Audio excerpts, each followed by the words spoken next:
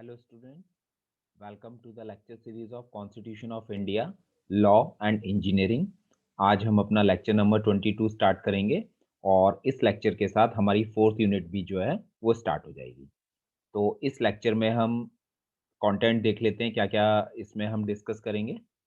Intellectual property, intellectual property क्या होती है, इंटेलेक्चुअल प्रॉपर्टी के टाइप्स क्या होते हैं, और फिर जब हम टाइप्स की बात करेंगे तो पेटेंट्स और कॉपीराइट्स को हम डिटेल में यहाँ पे डिस्कस करेंगे, क्योंकि हमारे सिलेबस में पेटेंट और कॉपीराइट्स जो है वो हमें डिटेल में स्टडी करना है। तो चलिए शुरू कर लेते हैं हम अपना लेक्चर और पहले देखते हैं व्हाट इज इंटेलेक्चुअल प्रॉपर्टी।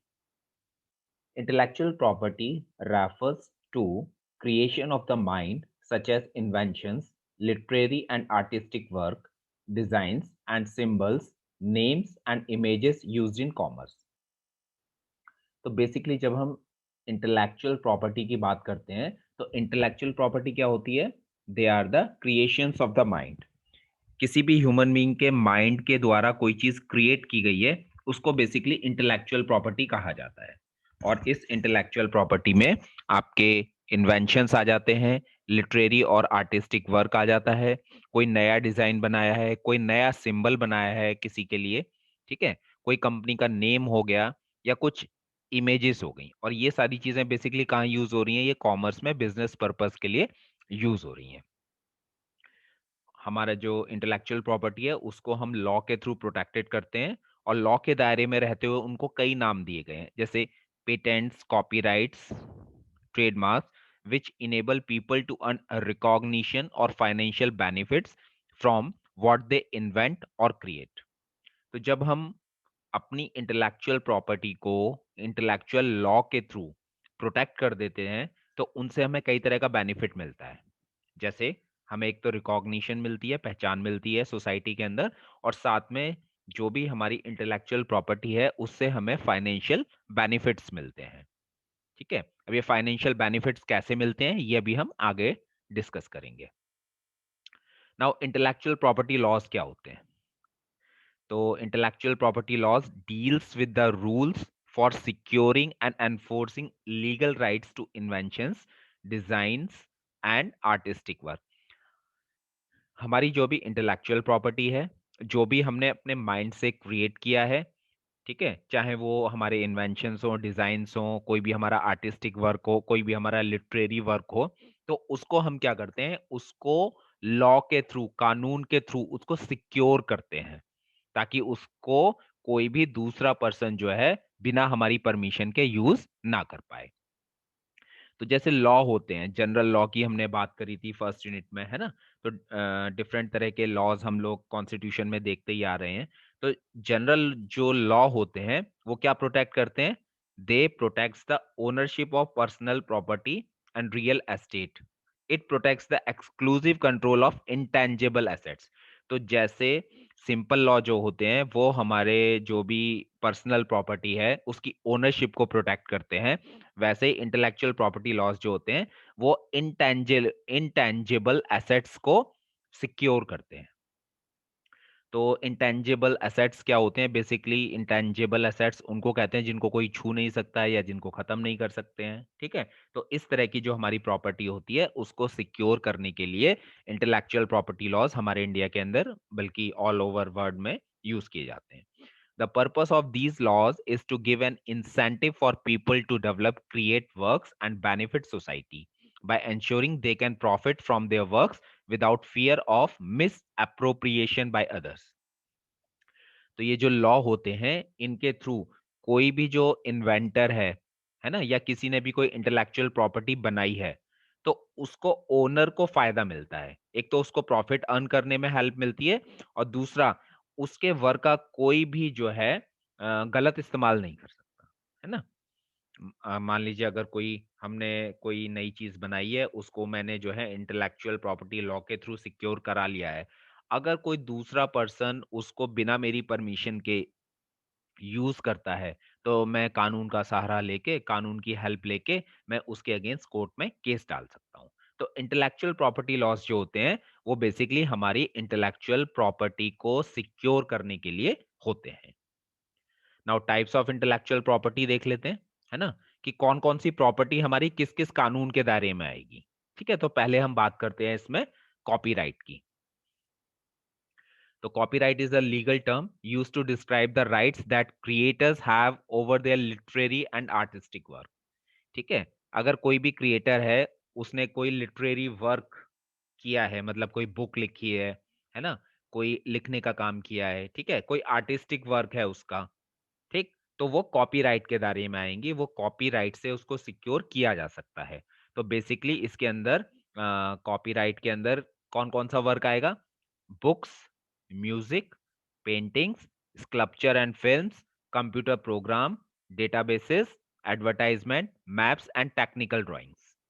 ठीक है, तो जितना भी बेसिकली हम लिखने का काम कर रहे हैं या कोई आर्टिस्टिक वर्क कर रहे हैं, चाहे वो पेंटिंग हो, स्कल्पचर हो, हम कोई मूवी बना रहे हैं, हम कोई म्यूजिक क्रिएट कर रहे हैं नया, कोई हम बुक लिख रहे हैं, या सिंपल हम कंप्यूटर प्रोग्राम बना रहे हैं, ठीक है, तो ये सब किसके दायरे में आते हैं? ये कॉपीराइट के दायरे में आते हैं। इन सब के लिए कॉपीराइट मिलता है ना, ओनर को कॉपीराइट मिलता है। तो ये पिक्चर में भी कुछ है, पिक्चर के थ्रू इनको बता रखा है, जैसे literary work, musical, artistic, dramatic, recording etcetera. दूसरा इसमें पेटेंट और patents. A patent is an exclusive right granted for an invention. तो पेटेंट बेसिकली क्या होता है? किसी इन्वेंशन के लिए मिलता है, किसी नई चीज के लिए पेटेंट के थ्रू हम उस चीज को सिक्योर कराते हैं। ठीक है, a patent provides the patent owner with the right to decide how or whether the invention can be used by others। अब कोई, किसी ने एक नया इन्वेंशन किया और उसने उसको पेटेंट के थ्रू क्या करवा लिया? उसको सिक्योर करवा लिया, है ना। तो अब ये पेटेंट ओनर के ऊपर डिपेंड करेगा, या पेटेंट ओनर जो है वो डिसाइड करेगा कि उसके इन्वेंशन को दूसरे पीपल कैसे यूज करें। ठीक है, in exchange for this right the patent owner makes technical information about the invention publicly available in the published patent document. तो इसमें क्या होता है? जब भी पेटेंट ओनर को पेटेंट लेना होता है, पेटेंट करवाना होता है, तो उसको सारी अपने इन्वेंशन की टेक्निकल इंफॉर्मेशन देनी होती है। तो जैसे मैं आपको यहाँ पे एक एग्जांपल देता हूँ। एक ये न्यू इन्वेंशन हुआ रिंग पुल कैंस का, है ना। जैसे कोको कोला की कैन आप फिगर में देख पा रहे हैं इधर। ठीक है, तो इसमें क्या होता है? सिंपल यहाँ पे ऊपर ये बीच वाले फिगर में देखें, तो बीच में एक तरह से नॉब या हुक होता है, उसको हम ऊपर करते हैं और ये कैन ओपन हो जाती है, और इससे हम जो है कोल्ड ड्रिंक को इजीली ड्रिंक कर लेते हैं। ठीक है, तो इसको बोलते हैं रिंग पुल कैंस। तो रिंग पुल को इसके इन्वेंटर ने बनाया और बना के इसका पेटेंट ले लिया, है ना। और उसके बाद पेटेंट लेने के बाद उसने कोको कोला कंपनी के साथ एक एग्रीमेंट किया, और एग्रीमेंट में ये डिसाइड किया गया कि कोको कोला जितनी भी कैन्स बेचेगा ये वाली, ठीक है, उसमें पर कैन का 1/10 ऑफ पैनी देगा। पैनी बेसिकली आपका यूके में चलता है, पाउंड्स और पैनी चलते हैं वहां पे, जैसे हमारे यहाँ पैसा और रुपी चलता है। ठीक है, तो एक कैन के लिए उसको कितना मिलेगा? 1/10 पैनी। तो जब तक उसका लाइसेंस रहा कोको कोला कंपनी के साथ, इन्वेंटर को 14800 यूके पाउंड्स मिले। मतलब इतना टोटल मनी उसको अपने क्या कहते हैं, पूरे इसकी पेटेंट की वैलिडिटी के दौरान मिला। तो इससे हम समझ सकते हैं कि अगर हम कोई नया इन्वेंशन कर रहे हैं और उस इन्वेंशन को हम किसी कंपनी के साथ एग्रीमेंट करके उस कंपनी को एक तरह से बेच देते हैं, तो उससे हमें फाइनेंशियल बेनिफिट भी मिलता है। तीसरा है इसमें हमारा trademark. Trademark is a sign capable of distinguish the goods or services of one enterprises those of other enterprises। अब मान लीजिए दो कंपनी है, दो कंपनी के जो गुड्स हैं या सर्विसेज हैं उनमें हम डिफरेंशिएट कैसे करेंगे? तो बेसिकली हम साइन से उनको डिफरेंशिएट कर पाते हैं, और ये साइन क्या कहलाते हैं? ये साइन जो है ट्रेडमार्क कहलाते हैं। Trademark date backs to ancient times when artisans used to put their signature or mark on their products।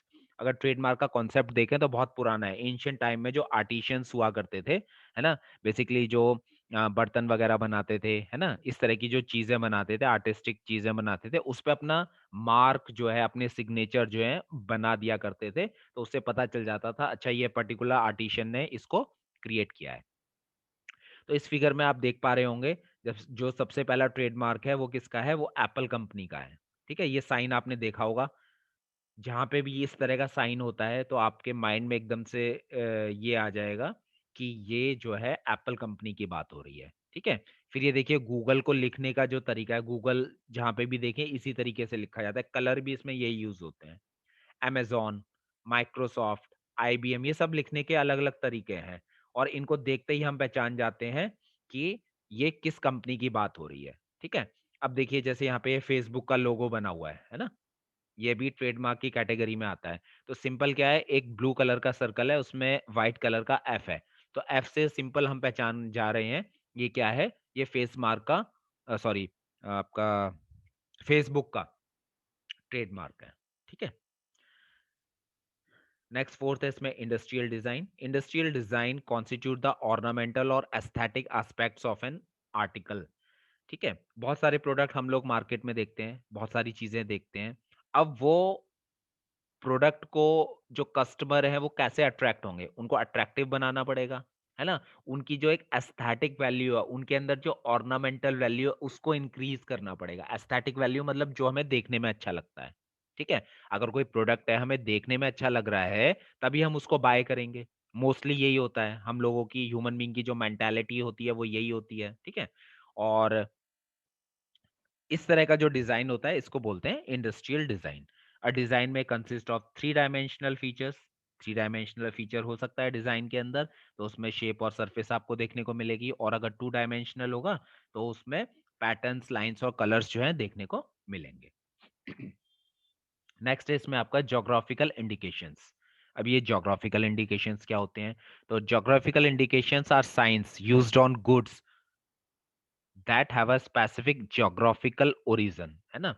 Basically ये भी साइंस होते हैं ज्योग्राफिकल इंडिकेशन, और ये गुड्स के ऊपर यूज किए जाते हैं, है ना, किसी पैकिंग के ऊपर यूज किए जाते हैं और ऐसे सामान के ऊपर यूज किए जाते हैं जिसकी कोई स्पेसिफिक ज्योग्राफिकल ओरिजिन है, जो एक पर्टिकुलर प्लेस से ओरिजिनेट हुआ है, एक पर्टिकुलर प्लेस पे वो बनता है ना। तो ऐसे इंडिकेशंस को बोला जाता है geographical indications. And possess qualities, a reputation or characteristic that are essentially attributable to that place of origin। और उसके अंदर कुछ ना कुछ इस तरह की क्वालिटी या करेक्टरिस्टिक होती हैं जिस प्लेस से वो बेसिकली ओरिजिनेट हुआ है। Most commonly geographical indication includes the name of the place of origin of the goods। जहां से वो प्रोडक्ट बना है या ओरिजिनेट हुआ है तो उसमें उस प्लेस का नाम भी इंक्लूड होता है ना। तो अब कुछ एग्जांपल देख लेते हैं तो उससे आपको और क्लियर हो जाएगा। तो geographical indications from India, India की अगर हम बात कर लेते हैं पहले, देखिए दार्जिलिंग टी, ठीक है। तो टी है, चाय है। चाय तो आसाम में भी होती है, चाय दार्जिलिंग में भी होती है, साउथ में भी चाय के बागान है, ठीक है। लेकिन इस टी के साथ लगा दिया गया है दार्जिलिंग प्लेस, लगा दी गई है, प्लेस का नाम लगा दी गया है। तो दार्जिलिंग टी जो है वो दार्जिलिंग के नाम से ही फेमस है ना। तो ये क्या हो गया, ये ज्योग्राफिकल इंडिकेशन हो गया। ज्योग्राफिकल का मतलब यही है कि वो किसी प्लेस को शो कर रहा है। फिर आपका मैसूर सिल्क, तो कर्नाटक की याद आ जाएगी कि कर्नाटक में मैसूर है, वहां का सिल्क फेमस है। कुल्लू शॉल्स हिमाचल प्रदेश, है ना। कुर्ग ऑरेंज, नागपुर के ऑरेंज भी फेमस है, लेकिन कर्नाटक में जो कुर्ग है वहां के ऑरेंज भी जो है बहुत ज्यादा फेमस है। फिर बिहार में मधुबनी पेंटिंग्स बनती हैं, ठीक है। तो मधुबनी जहाँ पे एरिया है वहां से वो ओरिजिनेट हुई है। गोवा में फेनी, ठीक है। आंध्र प्रदेश में तिरुपति लड्डू, तिरुपति जी बालाजी वाला जो मंदिर है वहां पे बेसिकली जो लड्डू मिलते हैं उनको नाम ही दे दिया गया है तिरुपति लड्डू। फिर बीकानेरी भुजिया है, ये तो जनरली हम लोग हमेशा खाते ही हैं इसको, है ना, चाय के साथ लेते ही हैं, ठीक है। तो बीकानेरी भुजिया तो बीकानेर से ये ओरिजिनेट हुई है, ठीक। तो इनको बेसिकली बोला जाता है आपका ज्योग्राफिकल इंडिकेशन। कुछ वर्ड के देख लेते हैं। तो शैंपेन, शैंपेन की जब भी बात आएगी तो फ्रांस से उसको रिलेट किया जाएगा, है ना। हैवन सिगार, ये क्यूबा से ओरिजिनेट हुआ है। स्कॉच विस्की, ये यूनाइटेड किंगडम से ओरिजिनेट हुआ है, ठीक है। फिर स्विस नाइफ आते हैं तो वो स्विट्जरलैंड से ओरिजिनेट हुए हैं, ठीक है। आयरिश क्रीम, ये आपका आयरलैंड से डिनोट हुई है। तो जो भी प्रोडक्ट हैं वो किसी ना किसी एक पर्टिकुलर प्लेस से ओरिजिनेट हुए हैं। उन प्रोडक्ट के नेम में उन प्लेसेस का भी नाम यूज किया गया है, तो उनको हम क्या बोलते हैं, ज्योग्राफिकल इंडिकेशंस। सिक्स्थ है हमारा ट्रेड सीक्रेट्स। तो trade secrets are IP rights on confidential information which may be sold or licensed. Basically trade secret क्या होता है? बिजनेस करने के सीक्रेट्स होते हैं, है ना? कॉन्फिडेंशियल इंफॉर्मेशन होती है जिसको चाहे तो लाइसेंस एग्रीमेंट किया जा सकता है या उसको बेचा भी जा सकता है, ठीक?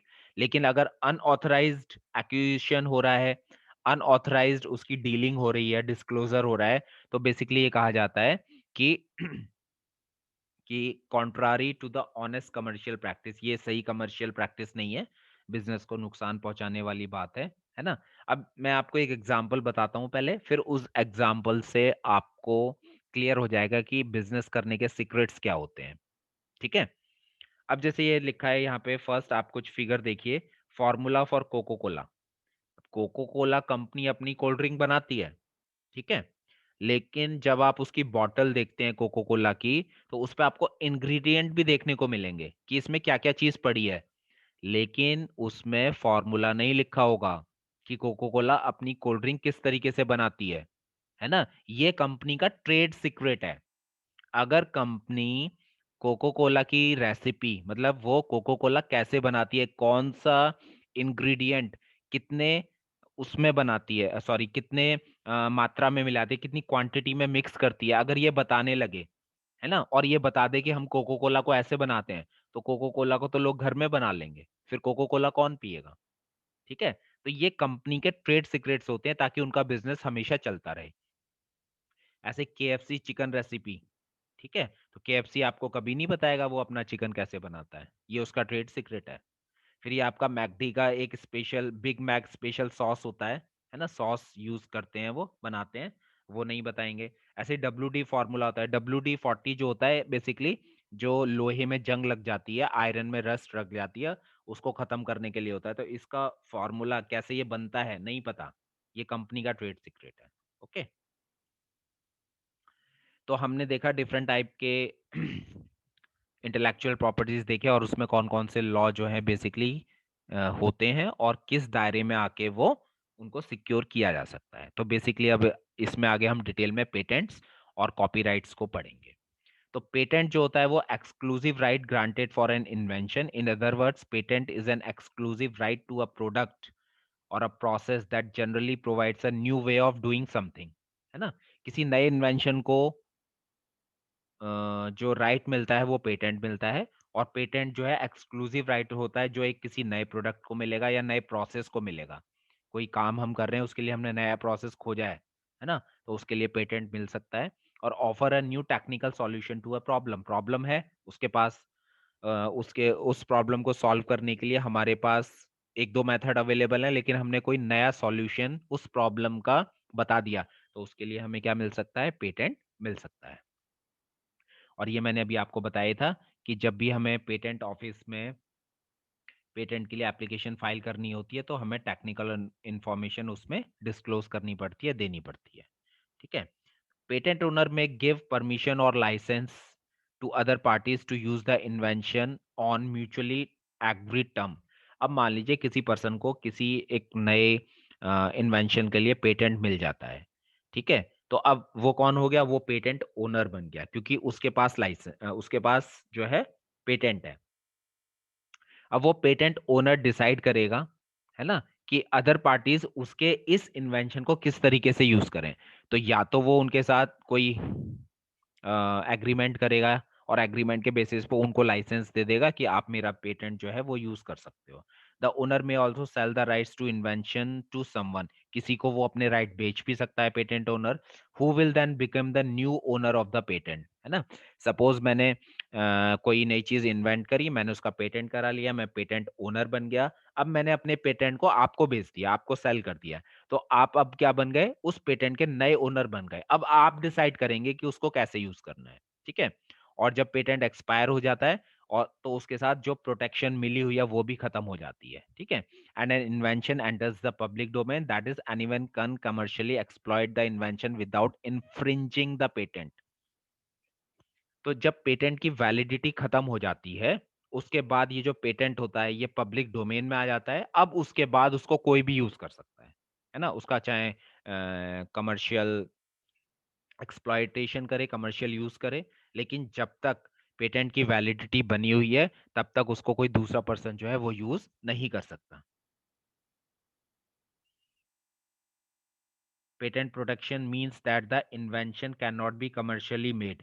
पेटेंट प्रोटेक्शन का मतलब क्या है? मान लीजिए मैंने कोई नया इन्वेंशन किया, मैंने उसका पेटेंट करवा लिया, अब मुझे उसके लिए प्रोटेक्शन क्या मिलेगी? प्रोटेक्शन ये मिलेगी कि मेरी इन्वेंशन को कोई भी कमर्शियली बना नहीं सकता, यूज नहीं कर सकता, डिस्ट्रीब्यूट नहीं कर सकता, इंपोर्ट नहीं कर सकता और दूसरों को बेच नहीं सकता जब तक मेरी परमिशन नहीं होगी, मेरा कंसेंट नहीं होगा। ठीक है, तो बिना पेटेंट ओनर के कंसेंट के कोई भी पर्सन जो है पेटेंट ओनर के पेटेंट को, इन्वेंशन को कमर्शियली ना बना सकता है, ना यूज कर सकता है, ना डिस्ट्रीब्यूट कर सकता है, ना इंपोर्ट कर सकता है और ना दूसरों को बेच सकता है। तो ये प्रोटेक्शन मिलता है बेसिकली हमें लॉ से। ठीक। Now what kind of inventions can be protected? एक क्वेश्चन है कि किस तरह के इन्वेंशंस जो है पेटेंट में प्रोटेक्ट होते हैं। तो any field of technology, technology का कोई भी फील्ड हो, कोई भी किचन में कोई यूटेंसिल हो, कोई हमने नया इस तरह का बना दिया जिससे किचन के प्रोसेस इजी हो गए, या हमने कोई नैनो टेक्नोलॉजी चिप बना दिया, तो किसी मतलब कहने का मतलब ये है किसी भी टेक्नोलॉजी में हमें पेटेंट मिल सकता है। Invention can be a product, है ना? कोई केमिकल कंपाउंड हो सकता है, कोई प्रोडक्ट है, जैसे एग्जांपल दिया हमने, कोई केमिकल कंपाउंड हो सकता है, कोई प्रोसेस हो सकता है और a process for producing a specific chemical compound, कोई प्रोडक्ट हो सकता है, कोई प्रोसेस हो सकता है, तो उसके लिए पेटेंट मिल जाएगा। Many product in fact contain a number of invention, और ये भी देखा गया है कि एक ही प्रोडक्ट में कई तरह के इन्वेंशन होते हैं। फॉर एग्जाम्पल लैपटॉप, है ना, हम लोग लैपटॉप यूज करते हैं, तो लैपटॉप के अंदर क्या है, कई तरह के इन्वेंशन हैं जो एक साथ काम कर रहे हैं। ठीक। Now is a patent valid in every country? तो पेटेंट के बेसिकली क्या होते हैं? टेरिटोरियल राइट्स होते हैं। टेरिटोरियल राइट्स का मतलब है कि एक पर्टिकुलर एरिया में ही उन पेटेंट्स राइट को यूज किया जा सकता है। जैसे मैंने इंडिया में पेटेंट लिया है, तो वो अब इंडिया के बाहर भी यूज होगा या नहीं होगा? तो बेसिकली ये डिपेंड करेगा कि हमारे इंडिया का किस किस देश के साथ एग्रीमेंट है ना? तो लास्ट में कॉपीराइट के बाद अभी हम पेटेंट ट्रीटीज पढ़ेंगे, वहां से ये आपका आंसर क्लियर हो जाएगा। The exclusive rights are only applicable in the country or region in which patent has been filed and granted. Basically तो राइट उसी कंट्री में मिलता है जहां पे आपने पेटेंट फाइल किया है और जहां जिस कंट्री में आपको पेटेंट मिला है। ठीक है। Now how are patent rights enforced? Patent rights are usually enforced in a court on the initiative of the right owner. In most system, a court of law has the authority to stop patent infringement. तो basically जब हम enforcement की बात करते हैं law की, तो इसमें यह बताया गया है कि जो पेटेंट का ओनर है उसके इनिशिएशन लेने के बाद ही कोर्ट इस केस में कोई कार्रवाई करता है। फॉर एग्जांपल मैंने कोई इन्वेंशन किया, मैंने पेटेंट ले लिया, है ना, उसका मैं कोई प्रोडक्ट बना के जो है मार्केट में बेच रहा हूँ, लेकिन उस मेरी टेक्नोलॉजी को मुझे पता चला कि एक पर्टिकुलर स्टेट में जो है उस मेरी टेक्नोलॉजी का यूज किया जा रहा है और मुझे पता चलता है, तो इनिशिएशन कौन लेगा? इनिशिएशन मैं लूंगा, मैं जाऊंगा कोर्ट में और कोर्ट में मैं ये बताऊंगा कि मेरे पास ये पेटेंट है, मेरे पास ये मुझे राइट मिला हुआ है इसको यूज करने का, लेकिन पर्टिकुलर कंपनी जो है मेरी टेक्नोलॉजी को यूज कर रही है। तो अब यहाँ पे कोर्ट का रोल शुरू होगा और कोर्ट के अंदर फिर केस फाइलिंग होगी और वो आगे कोर्ट में केस चलेगा। The main responsibility for monitoring, identifying and taking action against infringer of a patent lies with the patent owner, है ना?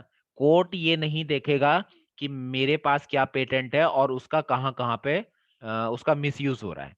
ये तो मेरी ही रिस्पॉन्सिबिलिटी है क्योंकि मैं पेटेंट ओनर हूं।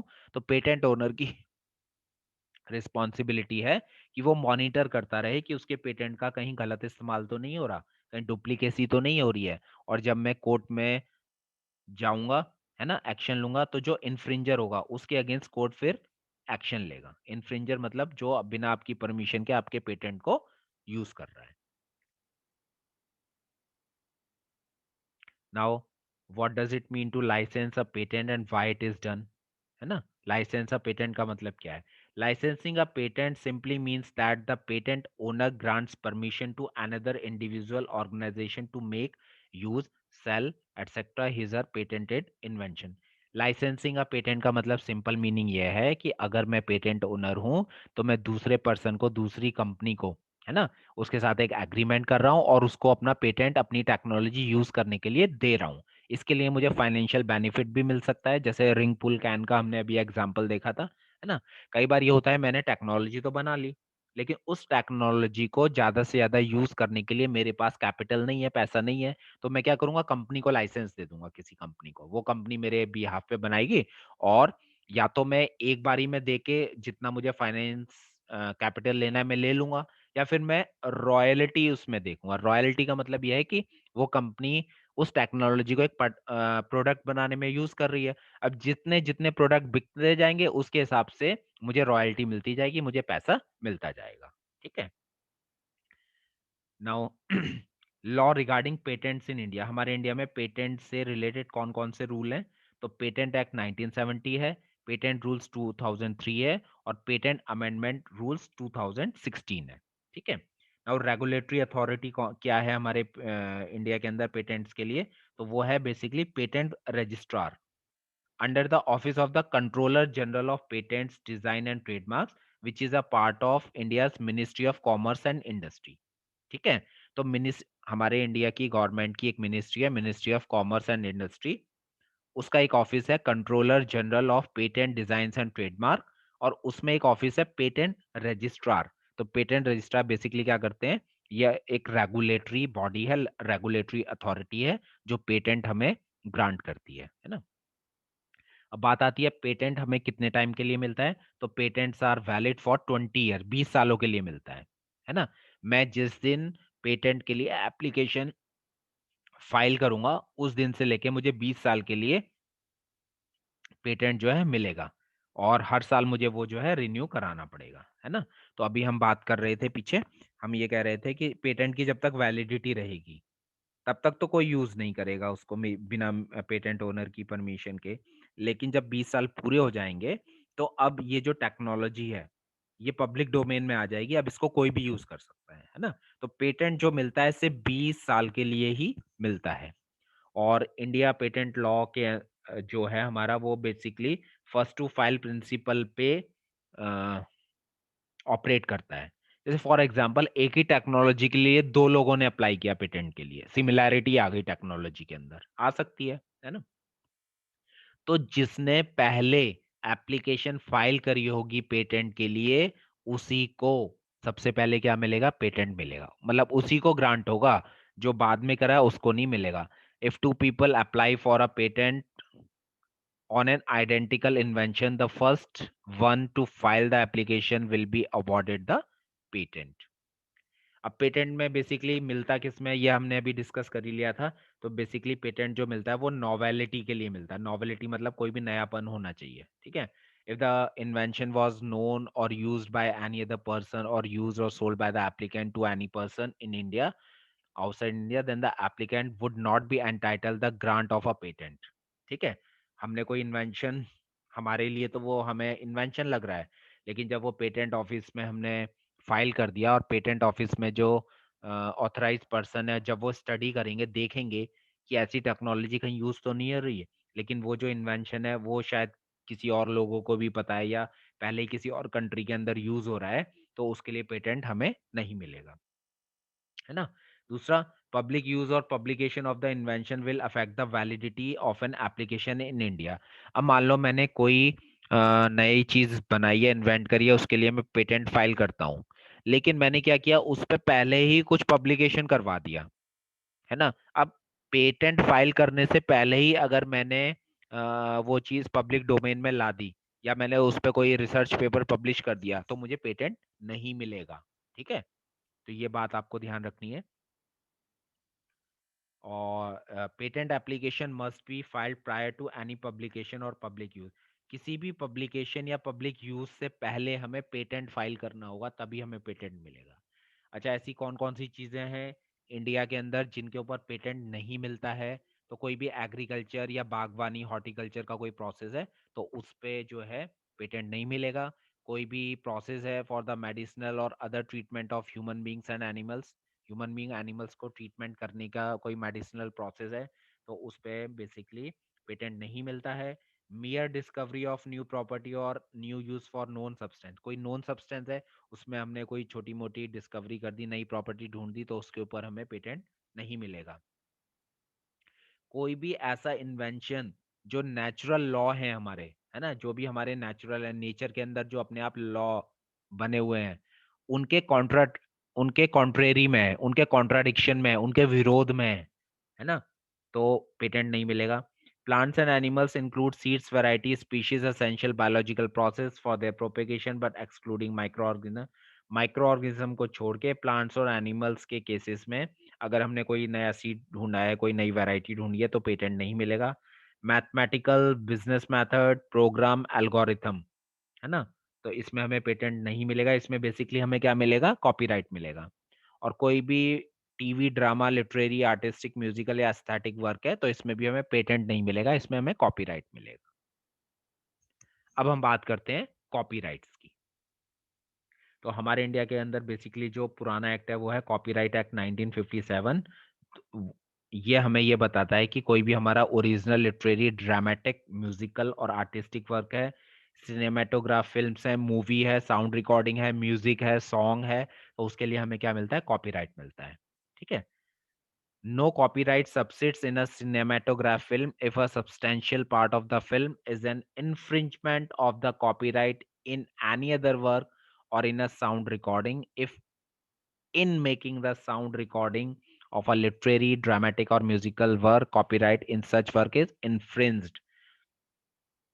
देखिए, कोई भी सिनेमेटोग्राफ फिल्म है, उसका जो बड़ा पार्ट है ना, वो बेसिकली कॉपीराइट के इन्फ्रिंजमेंट को करके उसको डेवलप किया गया है।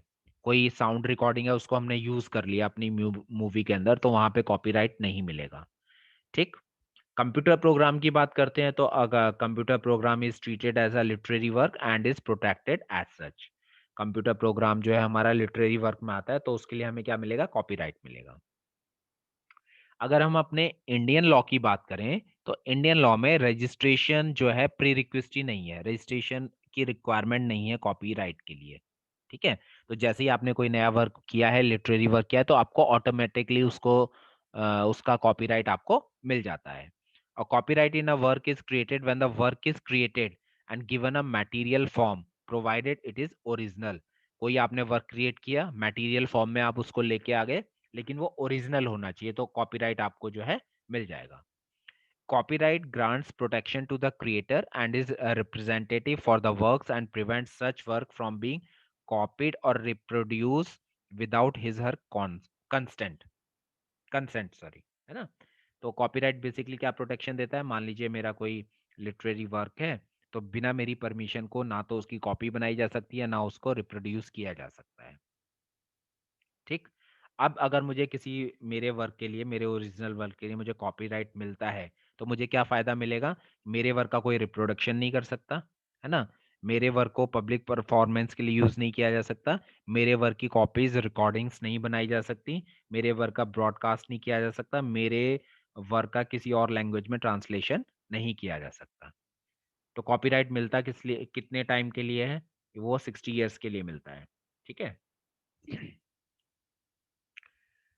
अगर कोई ऑथर है, उसकी डेथ हो जाती है, ठीक है, तो डेथ होने के बाद 60 ईयर्स के लिए literary, dramatic, musical, artistic work, अगर इस तरह का कोई वर्क है, तो उसमें 60 ईयर्स के लिए कॉपीराइट मिलता है ना। जैसे मान लीजिए फॉर एग्जांपल किशोर कुमार ने एक गाना गाया, ठीक है, तो किशोर कुमार को कॉपीराइट मिल गया अपने गाने का, म्यूजिकल में कॉपीराइट मिलता है। लेकिन जब किशोर कुमार की डेथ हुई, ठीक है, तो डेथ के 60 साल के बाद भी किशोर कुमार को अपने गानों का कॉपीराइट मिलेगा, मतलब वो तो अब इस दुनिया में है नहीं किशोर कुमार जी, तो उनकी फैमिली को कॉपीराइट मिलेगा। ठीक। अच्छा, दूसरा, ये जो सिनेमेटोग्राफ फिल्म्स हैं, साउंड रिकॉर्डिंग्स हैं, फोटोग्राफ्स हैं, है ना, कोई पब्लिकेशन है या गवर्नमेंट और इंटरनेशनल ऑर्गेनाइजेशन का कोई वर्क है, ये जिस डेट में इनको पब्लिश किया गया है, जिस डेट में पब्लिश किया उससे 60 ईयर्स के लिए क्या मिलेगा, कॉपीराइट मिलेगा। ठीक। नाउ कॉपीराइट की ओनरशिप देख लेते हैं। कॉपीराइट में ओनर ओनर कौन होगा, तो literary, artistic, dramatic including photography, painting, portrait, contract of service determines the first ownership. अगर कोई कॉन्ट्रैक्ट हुआ है इन केसेस में, तो कॉन्ट्रैक्ट के बेसिस पे पता चलेगा कि फर्स्ट ओनरशिप किसकी होगी। और अगर कॉन्ट्रैक्ट नहीं है, विदाउट कॉन्ट्रैक्ट, है ना, तो the first ownership lie with the person who contribute most to make it valuable. उस वर्क को सबसे ज्यादा कंट्रीब्यूट जिसने किया है ना, उसको वैल्यूएबल बनाने के लिए कंट्रीब्यूट जिस पर्सन ने किया है, कॉपीराइट उसको मिलेगा।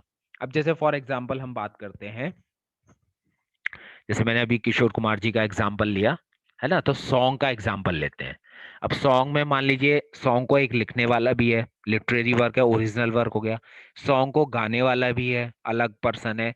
और सॉन्ग को म्यूजिक देने वाला एक अलग पर्सन है ना। तो एक म्यूजिक डायरेक्टर हो गया, एक सिंगर हो गया, एक लिरिसिस्ट हो गया, सॉन्ग को लिखने वाला। तो अब गाना तो एक ही बना, तो इसमें जो है कॉपीराइट किसको मिलेगा? तो वही बताया गया है कि अगर इन तीनों के बीच में कोई कॉन्ट्रैक्ट हुआ है, सॉरी कॉन्ट्रैक्ट नहीं है अगर इनके बीच में, ठीक है, तो उस पर्सन को कॉपीराइट मिलेगा जिसने इस गाने को सबसे ज्यादा कंट्रीब्यूट किया है इसको वैल्यूएबल बनाने में। अब ये डिसाइड कौन करेगा? ये तो फिर कोर्ट डिसाइड करेगा, ठीक है। और अगर कोई मूवी है, first ownership normally the producer, है ना, जो फिल्म बना रहा है, फिल्म का जो प्रोड्यूसर है, उसको कॉपीराइट मिलेगा अगर कॉन्ट्रैक्ट है। लेकिन अगर कॉन्ट्रैक्ट नहीं है तो first ownership lie with the person who contributed most, जिसने उसको सबसे ज्यादा वैल्यू प्रोवाइड करी है, जिसने सबसे ज्यादा उसको वैल्यूएबल बनाया, फिल्म को देखने योग्य बनाया है, उसको कॉपीराइट मिलेगा। फिर एम्प्लॉयमेंट की अगर हम बात करते हैं, मान लीजिए आप आगे चल के, है ना, कहीं पे जॉब करेंगे और उस जॉब में आपसे कुछ लिटरेरी वर्क करवाया जाएगा।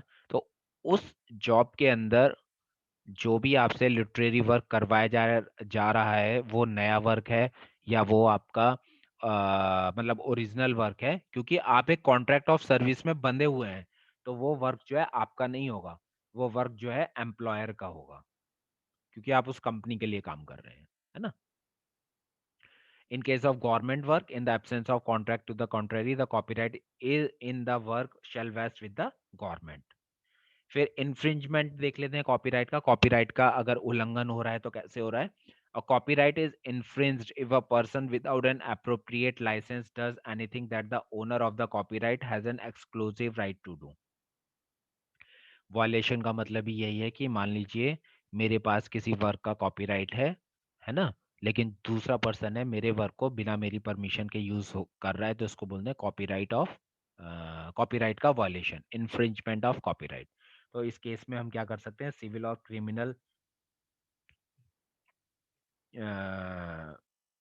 और क्रिमिनल रेमेडी ले सकते हैं इन्फ्रिंजमेंट के केस में, मतलब उसके दूसरे पर्सन के ऊपर सिविल केस या क्रिमिनल केस लग सकता है।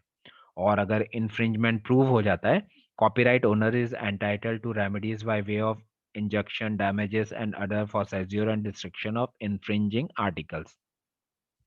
बेसिकली कोर्ट डिसाइड करेगा, है ना, कि अगर इन्फ्रिंजमेंट वायलेशन प्रूव हो जाता है तो कॉपीराइट ओनर को कितना मुआवजा मिलेगा और जो दूसरा पर्सन यूज कर रहा है उसको कितना पनिशमेंट दिया जाएगा। फिर कॉपीराइट रजिस्ट्रेशन फी देख लेते हैं। तो अगर लिटरेरी, आर्टिस्टिक, म्यूजिकल या ड्रामेटिक वर्क है तो 500 पर वर्क रजिस्ट्रेशन फीस है। अगर कोई मूवी है तो उसके लिए 5000 पर मूवी है। और कोई साउंड रिकॉर्डिंग है ना, तो साउंड रिकॉर्डिंग के लिए 2000 पर वर्क जो है वो इंडिया के अंदर रजिस्ट्रेशन फीस लगती है। नाउ इसका प्रोसेस देख लेते हैं, है ना, कि प्रोसेस क्या होता है पेटेंट या कॉपीराइट को बेसिकली कैसे हम फाइल करते हैं। तो सबसे पहले हम क्या करेंगे, जो पेटेंट रजिस्ट्रार अभी हमने ऑफिस की बात करी थी, ठीक है, उस ऑफिस में एक एप्लीकेशन फाइल करेंगे। ठीक है, एप्लीकेशन में हम जो भी प्रिस्क्राइब्ड फी है उसके साथ एप्लीकेशन फॉर्म सबमिट करेंगे। अब वो फी जो है वो डिमांड ड्राफ्ट या इंडियन पोस्टल ऑर्डर के थ्रू हम दे सकते हैं। तो जैसे ही हम एप्लीकेशन फी सबमिट करेंगे, हमें एक डायरी नंबर इशू हो जाएगा, मतलब रजिस्ट्रेशन नंबर इशू हो जाएगा। और फिर हमें 30 डेज के लिए वेट करना है, किसके लिए? For objections. मान लीजिए हमने कोई कॉपीराइट के लिए, पेटेंट के लिए अप्लाई किया, तो हो सकता है कोई दूसरा पर्सन जो है वो उस पे ऑब्जेक्शन लगा दे, नहीं नहीं भाई इनको पेटेंट कॉपीराइट नहीं मिल सकता क्योंकि ये टेक्नोलॉजी तो पहले से यूज हो रही है, तो हमें 30 डेज का वेट करना पड़ेगा। फिर अगर मान लीजिए ऑब्जेक्शन फाइल्ड की अगर हम बात करें, ऑब्जेक्शन किसी ने फाइल किया है ना, तो ऑब्जेक्शन अगर किसी ने फाइल किया तो क्या होगा, जो पेटेंट रजिस्ट्रार से जिसने पेटेंट या कॉपीराइट फाइल किया है और जिसने ऑब्जेक्शन लगाया, दोनों को एक लेटर जारी होगा। ठीक, फिर दोनों पार्टीज के रिप्लाई सुने जाएंगे, रजिस्ट्रार उसकी हियरिंग करेंगे, फिर हियरिंग के केस पे देखा जाएगा कि अब एप्लीकेशन एक्सेप्ट की जाए या उसको रिजेक्ट किया जाए। ठीक है, अगर एप्लीकेशन रिजेक्ट होती है तो यहाँ पे एप्लीकेशन रिजेक्ट कर दी जाएगी और जिसने अप्लाई किया उसको एक रिजेक्शन लेटर भेज दिया जाएगा। ठीक, अब मान लीजिए किसी ने ऑब्जेक्शन फाइल किया है, तो ये तो हमने देख लिया। ऑब्जेक्शन फाइल नहीं किया है तो आपने जो एप्लीकेशन फाइल करी है उसकी स्क्रूटनी होगी, एग्जामिनर उसको चेक करेंगे। ठीक, स्क्रूटनी में अगर कोई डिस्क्रिपेंसी निकलेगी, है ना, तो डिस्क्रिपेंसी लेटर इशू होगा एप्लीकेशन एप्लीकेंट के लिए, फिर एप्लीकेंट उस पर रिप्लाई करेगा, फिर दोबारा से हियरिंग होगी। ठीक, और हियरिंग होगी तो या तो रजिस्ट्रेशन अप्रूव्ड होगा या रजिस्ट्रेशन अप्रूव नहीं होगा, नहीं होगा तो एक एप्लीकेशन रिजेक्शन का सर्टिफिकेट भेज दिया जाएगा। लेकिन अगर डिस्क्रिपेंसी नहीं मिलती है तो यहाँ पे रजिस्ट्रेशन आपका अप्रूव हो जाएगा बेसिकली, है ना, और sending extract from registrar of the applicant, और आपकी एप्लीकेशन जो कॉपीराइट या पेटेंट के लिए आपने फाइल की है उसका एक्सेप्टेंस लेटर आपको मिल जाएगा, और आगे चल के आपको कॉपीराइट या आपका जो भी क्या कहते हैं पेटेंट है वो आपको मिल जाएगा। अब लास्ट टॉपिक है इसमें हमारा इंटेलेक्चुअल प्रॉपर्टी के अंदर ट्रीटीज, समझौते एग्रीमेंट किस किस के साथ हैं। तो इसमें बेसिकली हम 4 एग्रीमेंट की बात करेंगे, Paris convention, Berne convention, Madrid protocol, patent cooperation treaty and Hague agreement. ठीक है, तो ये जो शुरू के 4 हैं, Paris, Berne, Madrid, patent, India इनका सिग्नेटरी मेंबर है। सिग्नेटरी मेंबर है मतलब जो राइट इन कंट्रीज को मिलते हैं वही राइट इंडिया के किसी पर्सन को भी मिलेंगे पेटेंट कॉपीराइट के केस में। तो इनको अलग अलग करके देख लेते हैं। तो पहले देखते हैं Paris convention. Under this any person from a signatory state can apply for a patent और trademark in any other signatory state and will be given the same enforcement right and status as a national of that country would be। तो basically Paris convention जो है patent और trademarks के लिए है। ठीक है, अब मान लीजिए पेरिस कन्वेंशन में जिन कंट्रीज के अंदर सिग्नेचर, जिन कंट्रीज ने इस समझौते के ऊपर साइन किए हैं, ठीक है, अब मान लीजिए इंडिया ने पेरिस कन्वेंशन के ऊपर साइन किए हैं और एक लंदन है उसने भी पेरिस कन्वेंशन के ऊपर साइन किए हैं। तो और इंडिया के किसी पर्सन ने जो है पेरिस कन्वेंशन के थ्रू पेटेंट या कॉपीराइट जो है फाइल किया है लंदन के अंदर, तो लंदन के नागरिकों को जो इस कन्वेंशन के थ्रू, है ना, एनफोर्समेंट राइट मिलेंगे, तो वैसे ही इंडिया के पर्सन को भी राइट मिलेंगे। बर्न कन्वेंशन जो है, बर्न कन्वेंशन बेसिकली कॉपीराइट्स के लिए है और बाकी चीजें सेम है। तो जो भी सिग्नेटरी कंट्रीज होंगे वहां पे वैसा ही सिग्नेटरी जो बर्न कन्वेंशन के ऊपर जिन कंट्रीज ने साइन किए हैं, तो उनके नेशनल की तरह, उनके नागरिकों की तरह ही दूसरी कंट्री के नागरिकों को भी जो है कॉपीराइट की सुविधा मिलेगी। मैड्रिड प्रोटोकॉल क्या है, जो पर्सन है ना, वो सिंगल ट्रेडमार्क के लिए एप्लीकेशन दे सकता है।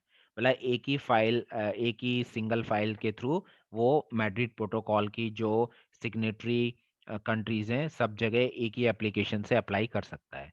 और पेटेंट कॉपरेशन ट्रीटी क्या है, ये एक सेंट्रल सिस्टम है for obtaining a bundle of national patent application in different jurisdiction through a single application.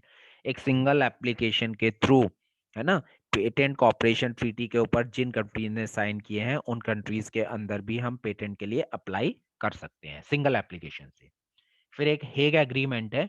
Hague agreement क्या करता है, वो बेसिकली डिजाइंस के लिए है। सिंगल फाइलिंग से हम डिफरेंट कंट्रीज के अंदर फाइल कर सकते हैं, लेकिन इंडिया जो है इसका सिग्नेटरी नहीं है, इंडिया ने हेग एग्रीमेंट के ऊपर साइन नहीं किए हैं। तो जो डिज़ाइन का मामला है वो सिर्फ इंडिया में ही एप्लीकेशन फाइल करनी पड़ेगी, दूसरी कंट्री में फाइल नहीं करनी पड़ेगी, कोई बेनिफिट नहीं मिलेगा इसमें। ठीक है, तो आज का लेक्चर हम इतना ही रखते हैं, इसके बाद आपसे नेक्स्ट लेक्चर में मिलेंगे। और अगर आपको ये लेक्चर जो है वीडियो सीरीज पसंद आ रही हैं, है ना, तो इनको आप अपने फ्रेंड्स के साथ भी शेयर करें ताकि सभी लोगों को जो है सभी स्टूडेंट्स को इससे हेल्प मिल सके। Thank you.